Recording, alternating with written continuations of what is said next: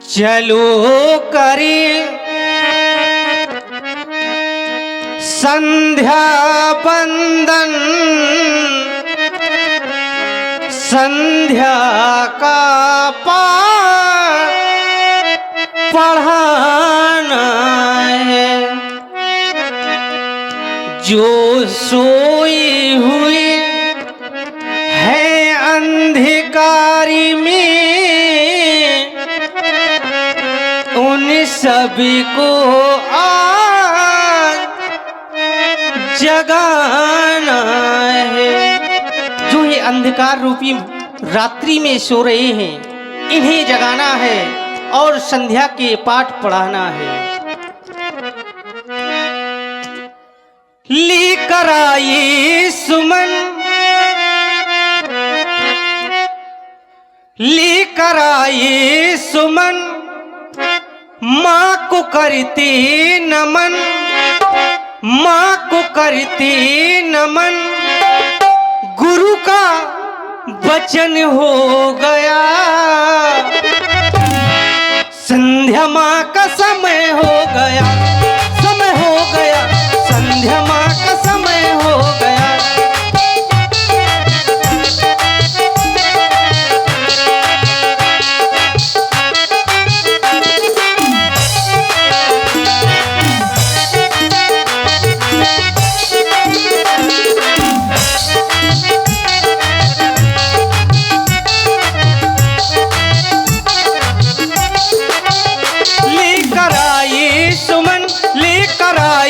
सुमन माँ को करते नमन, लेकर आइए सुमन, माँ को करते नमन। गुरु का ऐसा वचन हो गया, संध्या माँ का समय हो गया, समय हो गया, संध्या माँ का समय हो गया।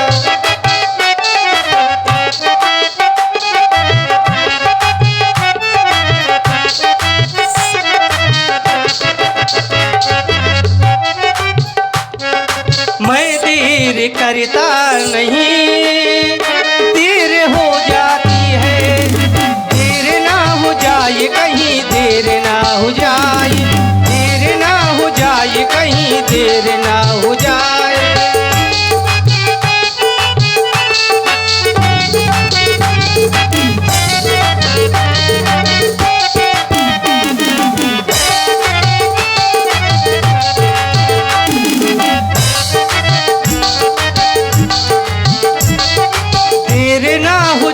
कहीं देर ना हो जाए, देर ना हो जाए कहीं, देर ना हो जाए। आजा माँ ललित राय बुलाए, देर ना हो जाए कहीं, देर ना हो जाए।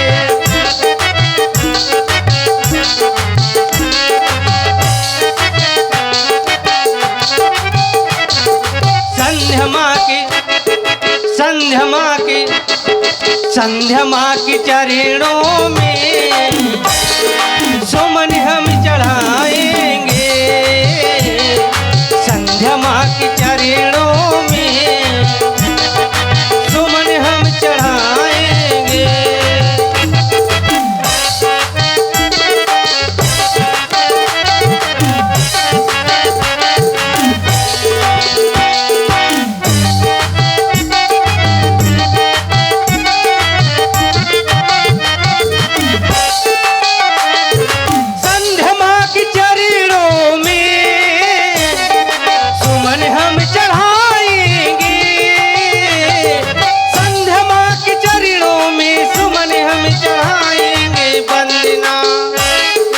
वंदना वंदना हो ऐसी वंदना, हम वंदना सुनाएंगे, हम वंदना सुनाएंगे।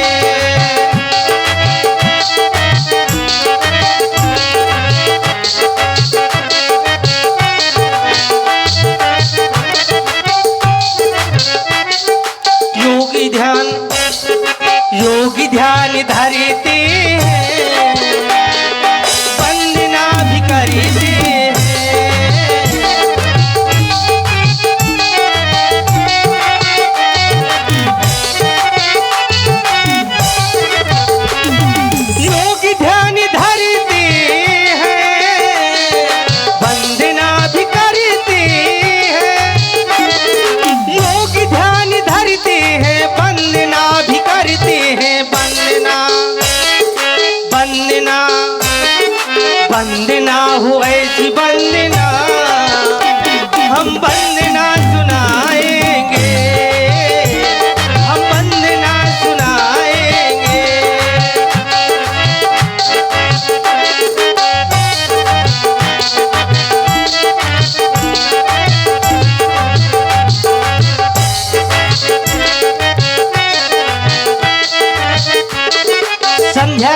उपरांत हमारी दृष्टि हमारी इष्ट देव की ओर चली गई।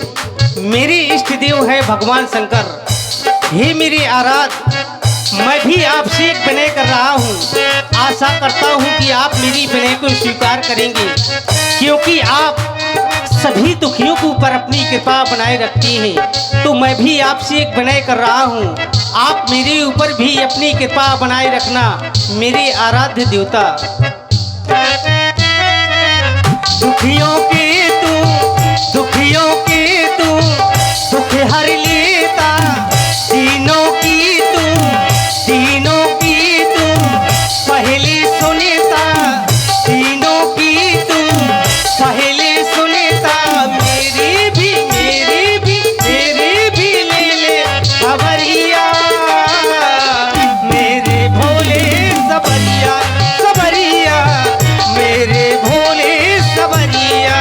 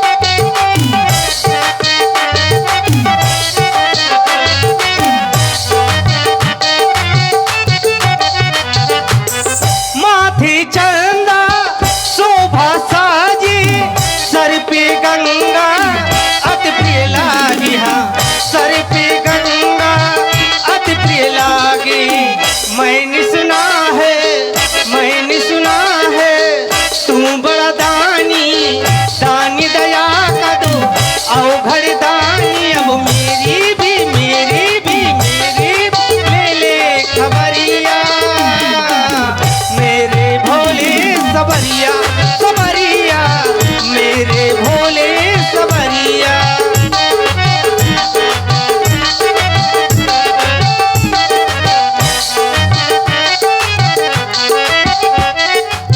दुखियों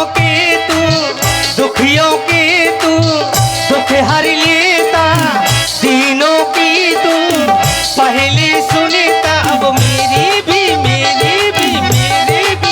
ले खबरिया, मेरे भोले सबरिया सबरिया, मेरे भोले सबरिया।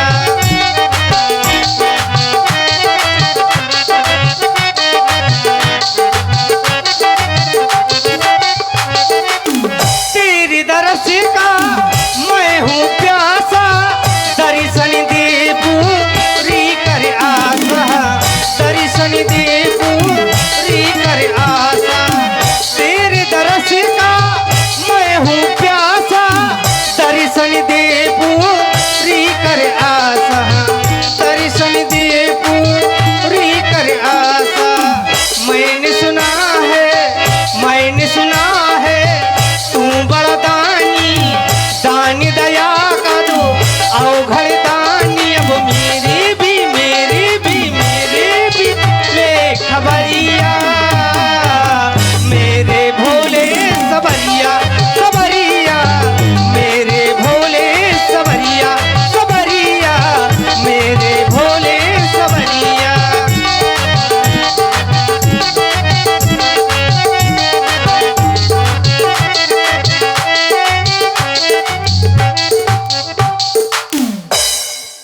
धर्म की धुरी को धारण करने वाले अखिल ब्रह्मांड के महानायक ब्राह्मण धीश्वर ब्राह्मण विग्रह अजित अविनाशी सर्वभूतों के परमगत परम सिद्धालु, धर्म की मर्यादा का पालन करने वाले मेरे आराध्य मेरे स्वामी, आपने बताया मानव जीवन जीने के लिए विधाता ने एक नियमावली बनाई है,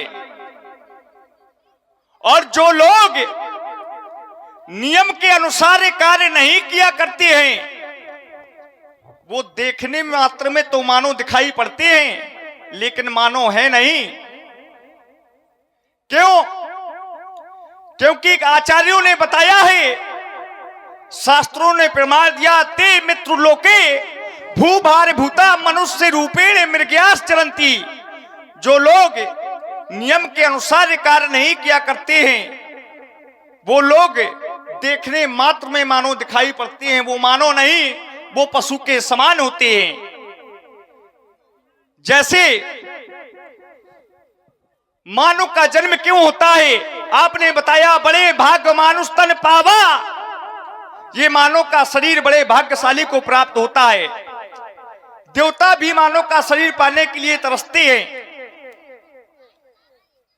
लेकिन बताया गया है जब जीव मां के गर्भ में होता है तो कहता है, हे परमात्मा, मुझे इस गर्भ से बाहर निकालो, इस नरक से बाहर निकालो।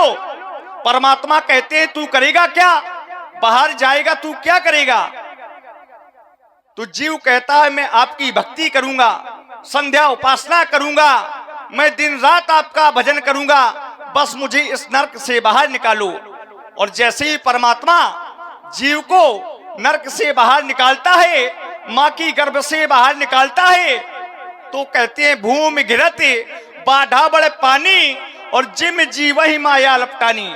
जैसे ही वो बाहर आता है तो माया में लिप्त हो जाता है और परमात्मा को भूल जाता है। हेलो, हाँ, 101 पुष्प मुद्राएं हमारे भैया चंद्रशेखर जी राजपूत छबौली वालों की तरफ से ये राम जी के सुंदर संध्या बंधन पर प्रदान करते हैं। हम उनके बहुत बहुत आभारी हैं। मंडल की तरफ से हार्दिक ये मानव का शरीर हमें क्यों प्राप्त हुआ? ये मानव का शरीर, ये हमें परमात्मा की प्राप्ति करने के लिए मिलता है, मोक्ष की प्राप्ति करने के लिए मिलता है, जन्म मृत्यु के बंधन से हमें मुक्त करता है। लेकिन जीव इस माया के संसार में जैसे ही जन्म लेता है तो परमात्मा को भूल जाता है। जैसे ये संसार है, दो प्रकार की माया है, एक है विद्या माया, एक है विद्या माया। तही कर भेद सुनो प्रिय सो, विद्या अपर अविद्या दो, एक दुष्ट अतिशय दुख रूपा, तो जा बस जीव परा भो कूपा। एक माया है अविद्या जो दुष्ट है, और वो करती क्या है? तो कहा, ये अविद्या माया जीव आत्मा और परमात्मा के बीच में दीवार खड़ी करती है। यदि व्यक्ति के ऊपर विद्या माया का प्रभाव हो जाए तो फिर परमात्मा की प्राप्ति नहीं कर सकता वो व्यक्ति अपने जीवन में लक्ष्य की प्राप्ति नहीं कर सकता। और वो लक्ष्य की प्राप्ति तभी कर पाएगा जब ऐसे गुरु भगवानों की शरण में जाएगा, साधु संतों की शरण में जाएगा। जैसे ये संसार है सपना, ये संसार है सपना, लेकिन माया के प्रभाव से लोग कहती है ये है अपना, और परमात्मा है अपना, तो माया के कारण लोग कहते हैं ये है सपना, जबकि परमात्मा है अपना, संसार है सपना। लेकिन माया के कारण लोग भूल जाते हैं परमात्मा को, और परमात्मा को वचन दे के आते हैं कि हम इस संसार में जा रहे हैं तो आपका भजन करने के लिए जा रहे हैं। तो हमारा आर्य समाज का परम कर्तव्य होता है, हमारा ही नहीं, हे मेरे आराध्य, ये आर्य समाज का परम कर्तव्य है संध्या उपासना करना, परमात्मा का भजन करना। यदि हमें अपने जीवन में अपने लक्ष्य की प्राप्ति करनी है तो हमें भजन करना होगा, उपासना करनी होगी, वंदना करनी होगी, गुरुजनों का सम्मान करना होगा, माता पिता का आदर करना होगा, माता पिता की आज्ञा का पालन करना होगा। ये है हमारा नियम, क्योंकि इसीलिए हमारा जन्म होता है। और गुरु वचनों का पालन करना शिष्य का परम कर्तव्य होता है। हमारे गुरु भगवान के द्वारा आदेश मिला चंद शब्दों में माता देवी की संध्या उपासना करने का। मैं विचार करने लगा कि मुझे उपासना किसकी करनी चाहिए। तो कहा, जो अपने समक्ष अपना इष्ट हो व्यक्ति को उसी की उपासना करनी चाहिए। और मैंने अपना इष्ट तो आपको माना है, आप अपना इष्ट भगवान भोलेनाथ को मानते हैं, वो आपको अपना इष्ट मानते हैं, लेकिन मेरे इष्ट तो आप हैं, तो फिर मुझे आपकी वंदना करनी चाहिए। और गुरु का आदेश है, कैसे मेरे आराध्य जो परमे पूजे, अरे भैया गुरु बरी कहते, अरे इनके वचनों का पालन हो, आदेश हो यही हम लेंगे भैया, जिससे भवफल निवारण हो।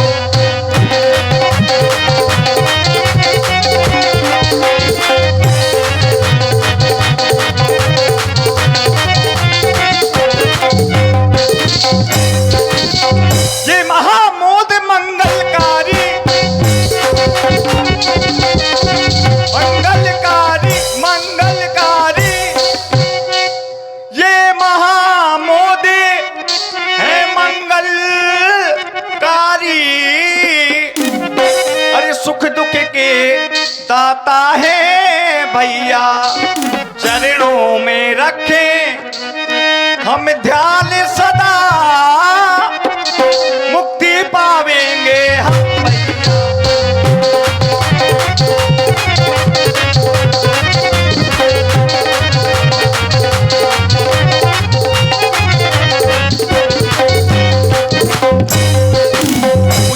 अपने इष्ट देव की उपासना करने का आदेश प्रदान हुआ तो नीलाम भुजग श्यामल कोमलांगम, सीता समारूपितमाम वागम, पाणौ महासायक चार चापम, नमामि रामम रघुवंश नाथम।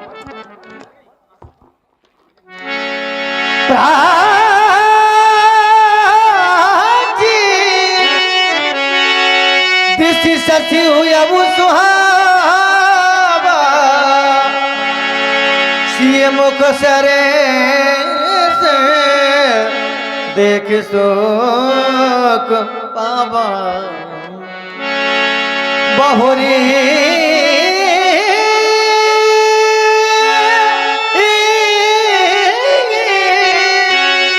विचार की न मनमा, सिय बदल सम करना।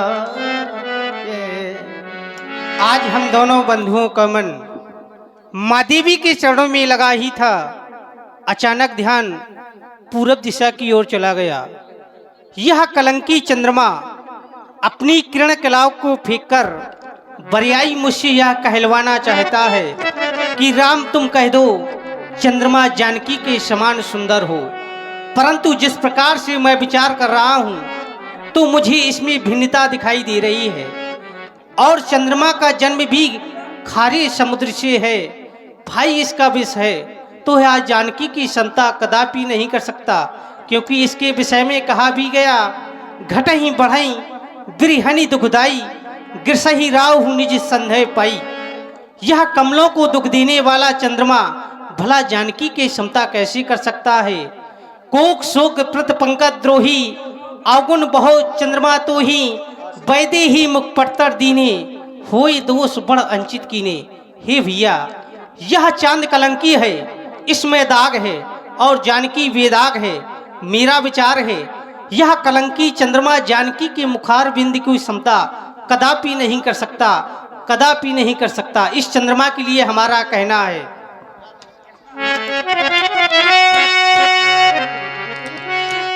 सीता की समता करने को ब्रह्मा ने चंद्र बनाया था, ब्रह्मा ने चंद्र बनाया था। उस महाशक्ति का अरे पड़ला था, सिंधु में इसे डुबाया था।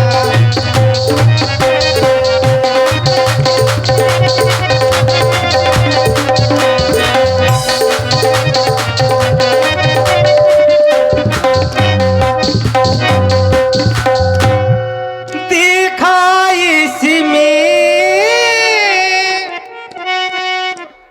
कुछ और थी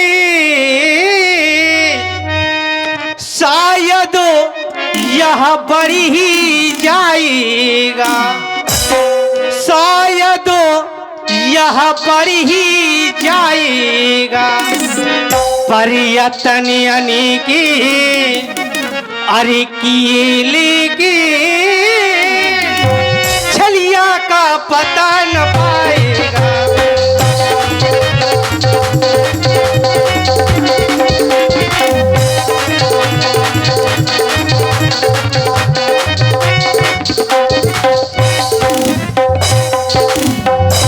फिर भी इसको अरे ठोका पीटा, फिर भी समता में नहीं गया, फिर भी समता में नहीं गया। श्री जनक किशोरी अरे कहलाई, आकाश चंद्रमा चला गया।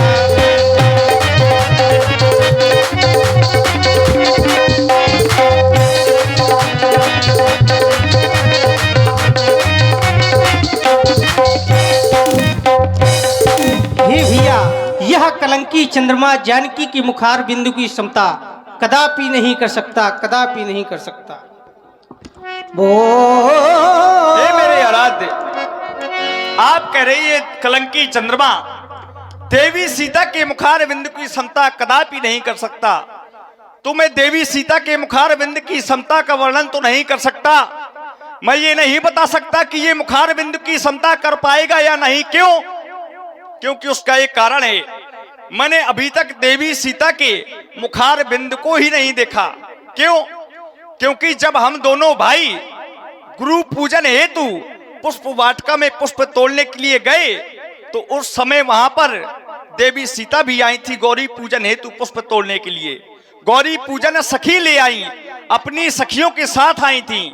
तब आपने मुझे बताया, आपने कहा तात जनक तनयाज है सोई, धनुष यज्ञ जही कारण होई। आपने मुझे कहा हे लक्ष्मण, ये वही जनक की कन्या है जिसके कारण धनुष यज्ञ हो रहा है।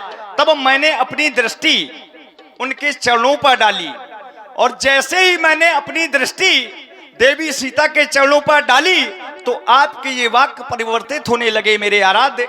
आपने कहा लक्ष्मण, हमें गुरु पूजन हेतु विलंब हो रहा है, तो मैंने अपनी दृष्टि उनके चरणों से हटा ली। मेरे कहने का मतलब, अभी तक मैंने उनके मुखार बिंदु को ही नहीं देखा, तो मैं ये कैसे बता सकता हूं कि ये चंद्रमा उनके मुखार बिंदु की समता कैसे कर पाएगा। मेरा तो विचार है मेरे आराध्य। हेलो, हाँ, ये 201 रुपए का पुरस्कार हमारे कपिल भैया व शिवम भैया व पिंटू दादाजी रघुवारा खुर्द की तरफ से, और मिलन व जयराम व प्रिंस भैया रघुवारा खुर्द की तरफ से, और धर्मेंद्र व तिलक रघुवारा खुर्द की तरफ से ये 201 रुपए का पुरस्कार राम जी और लक्ष्मण जी के सुंदर अभिनय पर प्रदान है। हम उनके बहुत बहुत आभारी हैं। मंडल की तरफ से हार्दिक धन्यवाद, धन्यवाद, धन्यवाद। चंद्रमा के बारे में मैं विचार करने लगा, इसका जन्म कहां से है? तो कहा इसका जन्म समुद्र से है। जन्म सिंधु पुन बंधु बेस, दिन मलिन सा कलंक, ये दिन में दिखाई नहीं देता है, ये बिरहों को दुख देता है। इसका जन्म खारे समुद्र से है, और देवी सीता का जन्म पृथ्वी से, और इसका भाई बेस है चंद्रमा का पुण्य बंधु बेस। देवी सीता का भाई मंगल। ना तो लक्षण मिलते हैं, और जब लक्षण नहीं मिलते हैं तो समानता कहां से होगी? तो मेरा तो विचार है मेरे आराध्य कि इसमें बहुत तेरे अवगुण हैं, इस चंद्रमा में बहुत अवगुण हैं। और माता को गुण की खान कहो, देवी सीता को समझो मूल रकम, तो चंद्र को ब्याज समान कहो। ये सुख ही सुख को देता है, और प्रभु सुख दुख दोनों के दाता है। ये एक पहर रक्षा करता, लेकिन प्रभु आठों पहर सहायक है। ये चंद्रमा घटई बढ़ई मेरी हनुक दुखदाई, जिसई राव ने जिसम दे पाई, कमल कोख मधुकर खगनाना, अरे तुझे हर्षे सकल निशा अवसाना। अरे ऐसे ही प्रभु सब ये भगत तुम्हारे, तो हो वही टूटे धनुष तुखारे। ये रब ने जो उदय ब्याज रघुराया, तो प्रभु प्रताप सबने पही दिखाया। तू भुजबल महिमा उद्घाटी, तो प्रगति धन विघटन पर पाटी, विघटन पर पाटी। मेरा तो विचार है कि इस कलंकी चंद्रमा को अरे वायल से पकड़कर सीधे वारिज क्यों ले आया जाए, और मेरे आराध्य इस कलंकी चंद्रमा के अरे वो टुकड़े टुकड़े कर दिए जाए, टुकड़े टुकड़े कर दिए जाए।